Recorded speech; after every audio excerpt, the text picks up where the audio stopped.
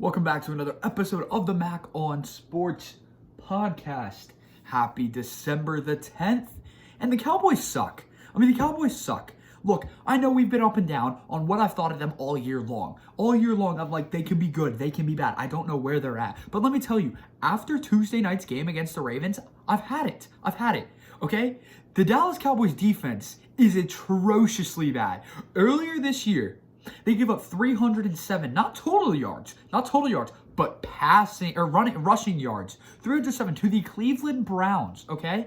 Yes, Nick Chubb is good, Kareem Hunt's good, but 307? That's absurd no matter who you play. So come out Tuesday night's performance, okay? They give up 294 rushing yards to the Ravens, okay? That just so happens to be the most rushing yards 307 and 294 a team's rushed for in the whole entire game. It just so happens it's against the Cowboys defense. Not a surprise there. The Cowboys have allowed 250 rushing yards in 3 games this season. There's only one team in the last 40 years to do that. And it was the Cowboys in 2000. It's a reoccurring thing this organization does. They can't stop the run to save their life. It's getting pathetic at this point. It truly is. You look at their defensive statistics, okay?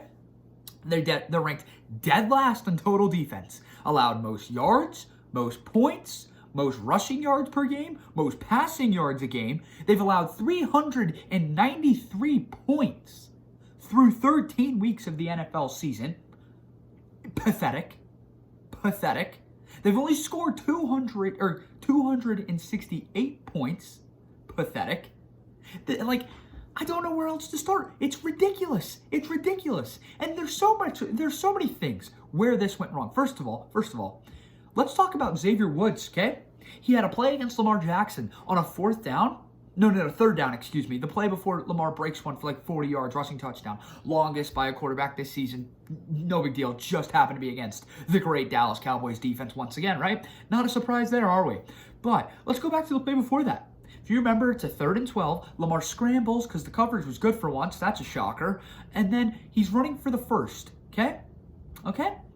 And what does Xavier Woods do? He could have laid out Lamar Jackson. He could have. Perfect opportunity. He thought it was 2-hand touch. I kid you not. And literally just gave him a tiny push with 2 hands instead of laying the lumber and stopping Lamar short. So let's go back to this quote. This I just thought of, okay, doing podcast preparation. Let's do this.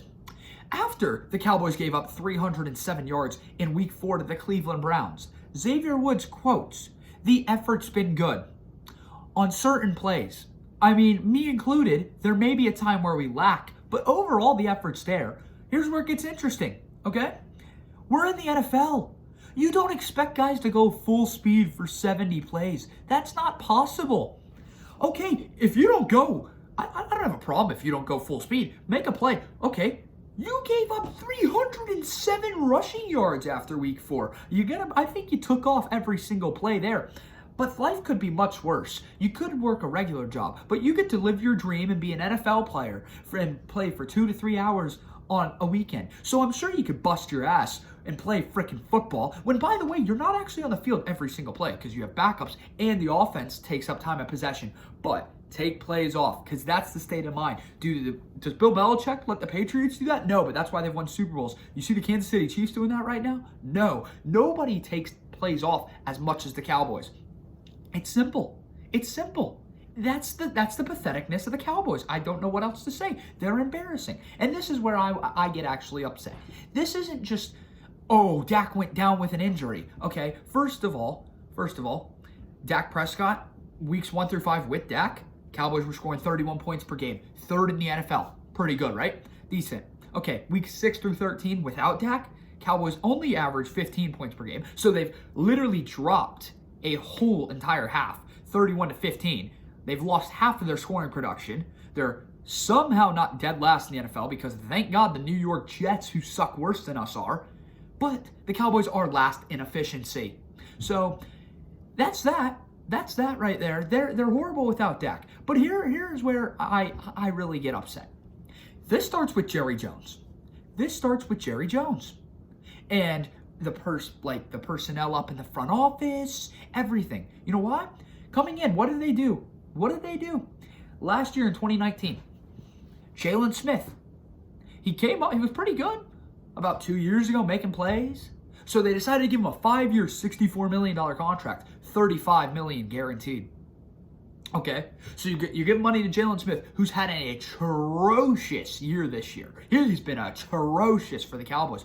But you let Byron Jones walk, because it's not important to give a cornerback money, because that's what Jerry was thinking. It's not important to let Byron get it, the most underrated cornerback in the league. Let that be known, okay? And what did the Cowboys have problems with? Secondary problems. Secondary. So we let Byron go to give money to Jalen Smith, okay? Problem number one.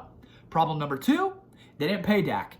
Dak can have a negotiation, do whatever the hell he wants this year. He's playing on a franchise tag. That guy's the heart of your franchise. He puts his heart on the line every single week. Every single week. Dak Prescott cares for his team, plays with effort, plays for heart, has so much heart when he is out there. He is a true team captain. But we didn't give him the money. So now he's in free agency. I'm sure. Let me tell you this first. He will more than likely sign with the Dallas Cowboys. I'm not saying he's not going to. I do believe he will. I'm just saying I think Dak Prescott, he's got the upper hand. You see it.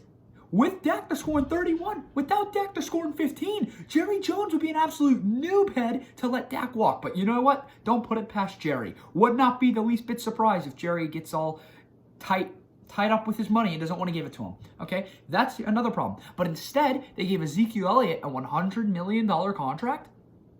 We've seen what Zeke's done this year, right? Zeke's done pretty well, right?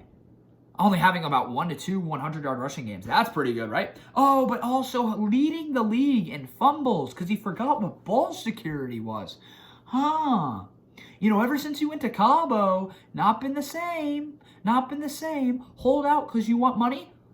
Okay, that's fine. You get a big-ass contract, live up to it. Live up to it. Because it's been pathetic. It's been pathetic. And then Jerry Jones also in the head coaching process only looks at Mike McCarthy and Marvin Lewis in the offseason. Okay. So Mike McCarthy, you bring him in, okay? And he hires an absolute crap staff. All right, so Mike Nolan, who's been out of the league for a good amount, I want to say 4 to 5 years, maybe even longer than that. You know why he left the league? Because when he was the defense coordinator for the Falcons, what'd they do? They finished dead last every single category as well. Shocker there. Shocker there.